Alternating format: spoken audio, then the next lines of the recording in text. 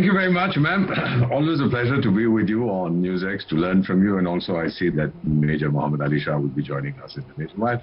Great honor. Thank you. Joining us on the broadcast for more on the story, to give us further inputs, we have Major Mohammed Ali Shah. Thank you so much, Major, for joining us on the broadcast. Sir, once again, China-Pakistan bonhomie on display. This time around, what they're saying is that they're going to be supporting each other come what may, and they're both talking about minority rights. Sir, it's rather ironic that the two countries in the world right now where minorities are threatened the most are now coming out and saying that they are going to be the torch bearers for protecting minorities in South Asia.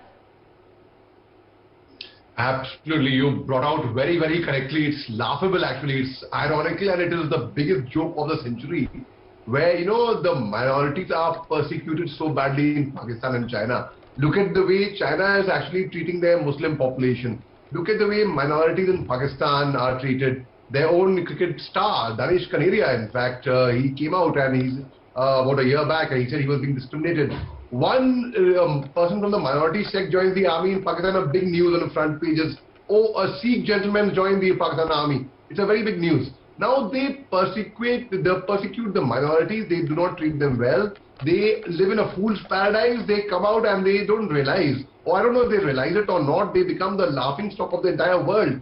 Now, when they had this lamp lighting ceremony, which no one in the world appreciated it, India, of course, obviously boycotted it, where the PLA commander was seeing the torch bearer of the entire ceremony. In fact, that time, Mr. Imran Khan, he met the second-ranked leader of China after Xi Jinping, the Li Keqiang. And that is prior to his meeting with Xi Jinping. Now, when he met Li Keqiang and they came on a joint statement, they said they will look after the sovereignty, integrity, and they'll follow one China policy, and they look after Taiwan, South China Sea, Hong Kong, Xinjiang, Tibet. Again, ironical, because see, this is something which China actually really seriously needs to apply their brains into and look into. Now, China has told Pakistan that we will be in full support of CPEC, the China-Pakistan Economic Corridor, all right. But then, logically speaking, as you rightly brought out, what are they trying to do actually over here? That is something which I'm sure they know very well. It's not that they do not know and they are living in a fool's paradise also. Both partly correct. But if they analyze correctly, only these two people have put a blind eye to the entire world, and they're like, we are living in our own fool's paradise, so we will do what we have to do. So it is, yes, you said it is very, very ironical, and it makes no sense at all. And secondly, Pakistan also briefed China about situations happening in Kashmir. Who are they to brief China, and who's China to sit down and hear all that? Even in August in 2019, they had raised objections about the application of Article 370, our internal matter. The basic problem with Pakistan is they are not concerned about what's happening in their country. They try to peep into the neighbor's window. What is happening over there? That is their problem, and that is what actually will lead to both the countries' downfall eventually. All right, sir, if I can also take a follow-up question from you, as far as this entire bonhomie is concerned. Sir, if we talk about, if we talk about China on one hand, time and again, China has provided military support also to Pakistan. Now China is all set to bolster its CPEC initiatives in Gwadar.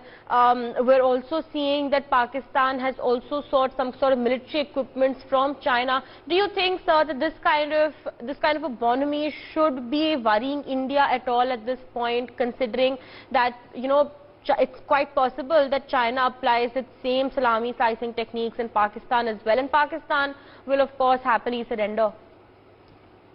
Oh, very, very well brought out by you. In fact, I must say that you have thorough understanding of this, and yes, it's a matter of concern, I would say, but we don't have to really worry about it, because at the end of the day, we know they're bonhomie, and we know that both of them are hand in gloves together, both of them. In fact, again, ironical thing is, China has told Pakistan that you do not worry, we will help you in supporting terrorism, which means indirectly China is going to fight Pakistan.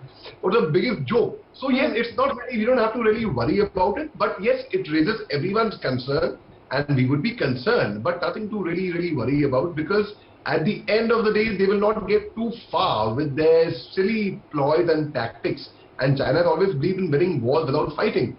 They have always believed in propaganda and in projecting larger than life, and and in information warfare, psychological warfare, in cyber warfare, psychological warfare, biological warfare. So, and Pakistan will see. I'll give you a small little. I'll end over here by saying that you cannot do charity forever. You cannot feed somebody as a gift forever and ever and ever. There is a limit to it. There is a time. But sometime it's fine. China will feed Pakistan to a certain limit. After that, Pakistan has to be on its own. They cannot be dependent on China all the time and waiting that China will feed them. So I don't really see it lasting too long, actually, frankly speaking. All right, thank you so much, Major Shah, for joining us on the broadcast, giving us all of those inputs as far as this new China-Pakistan bonhomie ramping up exercise is concerned.